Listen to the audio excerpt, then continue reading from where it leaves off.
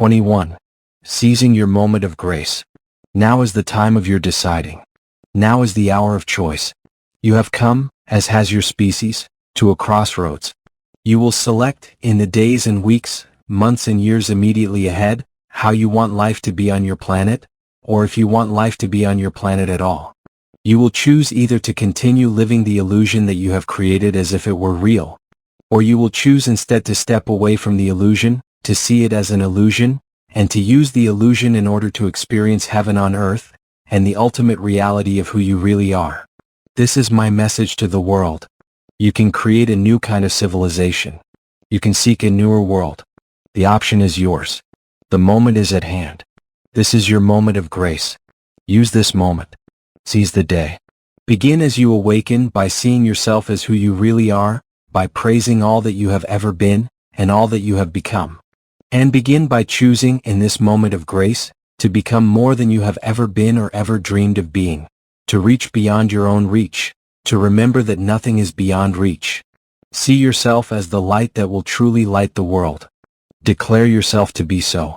Announce it to your heart and then, through your heart, to everyone. Let your actions be your announcement. Fill your world with love. Know that you are the Savior for whom all have waited. Come to save everyone whose life you touch from any thought they may ever have that would deny the wonder of who they are, and the glory of their eternal communion with God. Know that you have come to the room to heal the room. You have come to the space to heal the space. There is no other reason for you to be here. You are on a journey to mastery, and now it is time to get on with it. Embrace the holy moment. This is my message, and there is more. Be in the world, do not ignore it. Spirituality does not have to mean finding a cave and hiding out forever. Be in your world but not of it. Live with the illusion, not within it. Yet do not abandon it, do not retreat from the world.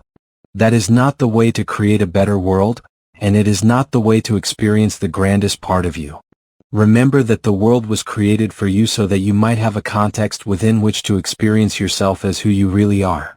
Now is the time to do that. The world you have created may soon be uncreated by the lot of you if you ignore that world much longer, allowing it to go its way while you go yours, involved only in your own day-to-day experiences, and playing little part in seeking to co-create the larger experiences around you. Look at the world around you. Feel your passion. Let it tell you what part of the world around you that you wish to recreate anew.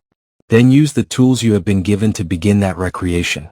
Use the tools of your own society, the tools of religion, education, politics, economics, and spirituality.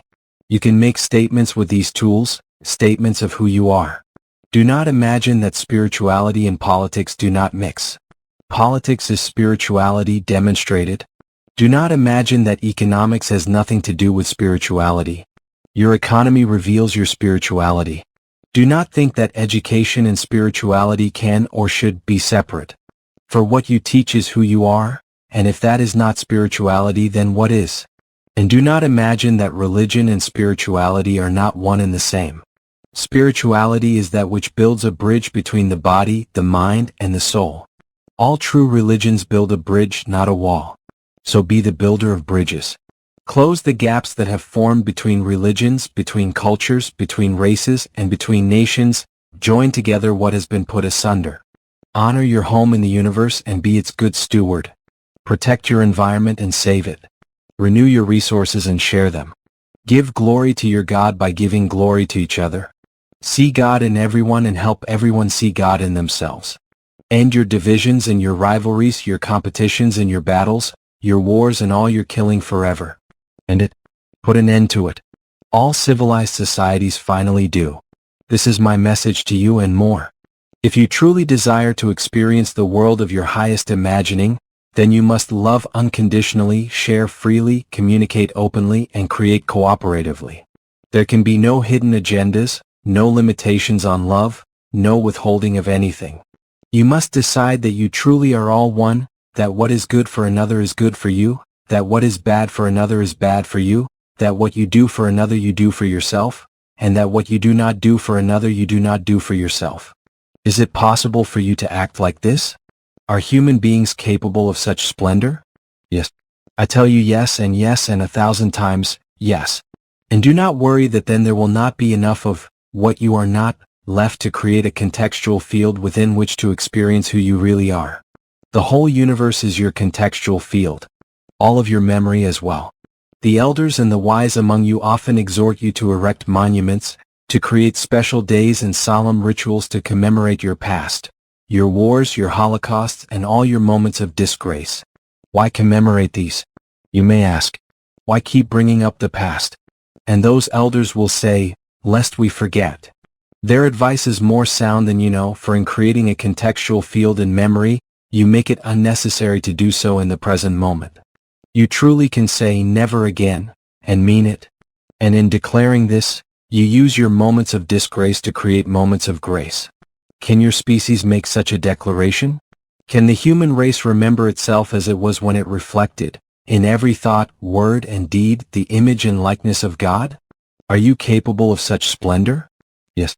I tell you yes and 1,000 times, yes. This is how you were meant to be. This is how life was designed to be before you lost yourself in the illusions. It is not too late. No, not nearly too late. You have such glory and wonder, you can do it, you can be it. You can be love.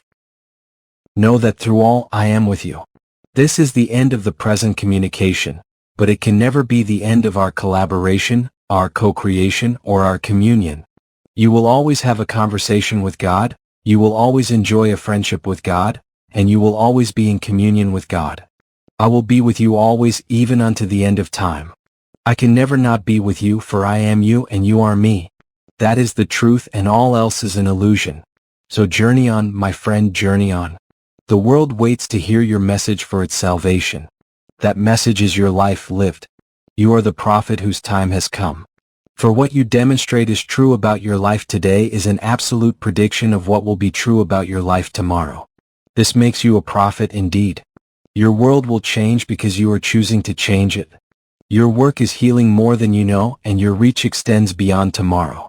All of this is true because you choose to allow the wonder of your communion with me to be demonstrated in, as, and through you. Choose this often and bring peace to my world. Become an instrument of my peace. Where there is hatred, sow love. Where there is injury, pardon. Where there is doubt, faith. Where there is despair, hope. Where there is darkness, light. Where there is sadness, joy. Seek not so much to be consoled as to console, to be understood as to understand, to be loved as to love. For love is who you are and who you have always been. It is all there ever was, is now, and ever shall be. You have searched for a truth by which to live your life, and I give it to you here, again. Be love, my beloved. Be love, and your long journey to mastery will be over, even as your new journey to bring others to mastery has just begun. For love is all that you are, all that I am, and all that we were ever meant to be. So be it.